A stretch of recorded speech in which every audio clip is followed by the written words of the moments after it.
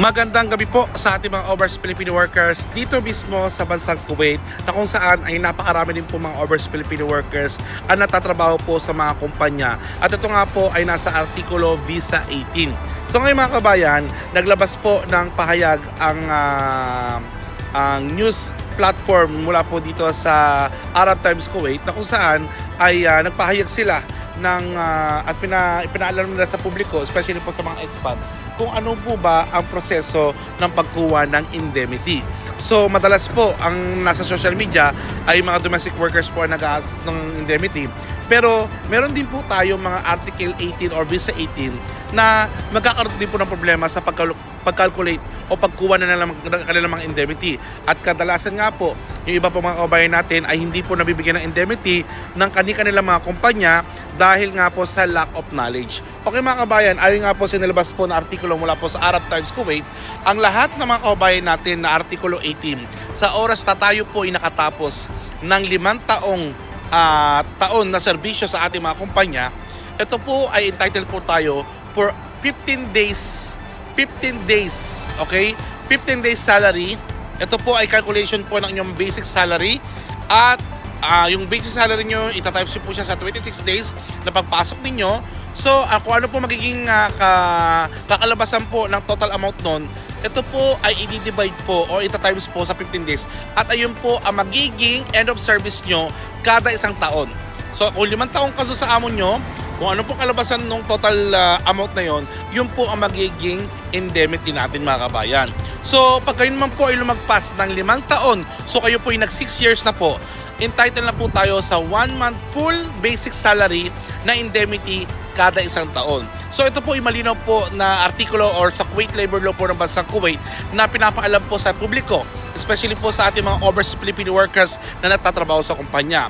At least hindi na po tayo maluloko dahil may ilang pong mga kumpanya na may binabawas pa sa mga indemnity po ng ating mga kababayan na hindi naman po akma sa Kuwait Labor Law.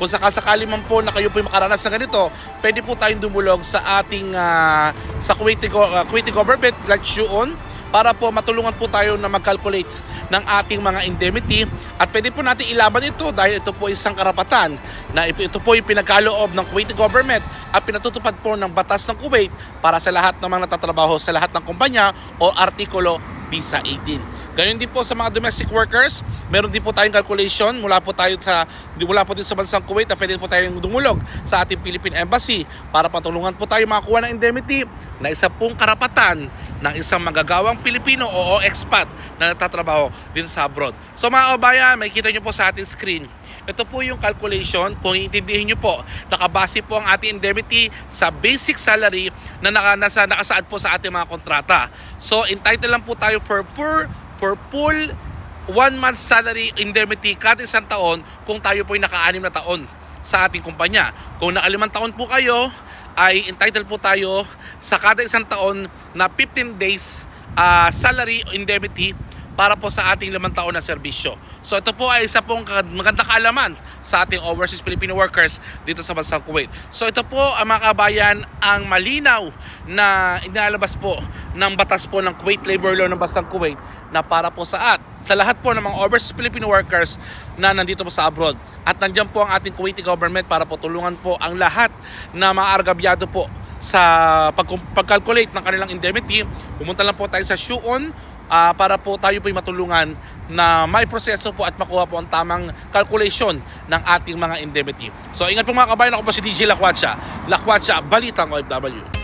Summer is in mga kabayan dito sa bansang Kuwait, kaya naman hanap ninyo ay mga pampalamig sa inyong mga tanghalian at pagpapasarap sa inyong mga merienda. Hatid na po yan ng morning and evening restaurant sa ilang special summer halo-halo at kinataang bilo-bilo. Order na sa kailang home delivery service. Tawag na sa WhatsApp number para maka-order na kayo ng special na halo-halo at kinataang bilo-bilo. Hatid lang po yan ng morning and evening restaurant. Order na kabayan, summer beat the summer!